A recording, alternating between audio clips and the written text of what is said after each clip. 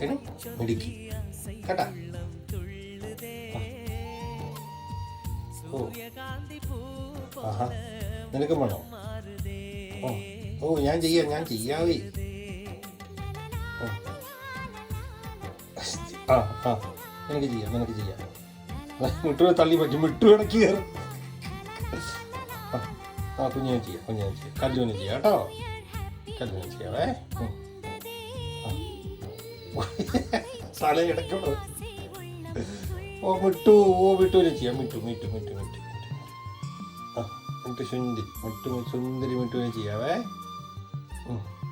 കല്ല് നീ വെയിറ്റ് ലിസ്റ്റാ. ആ ചെയ്യാം. അയ്യോ ചെയ്യാം.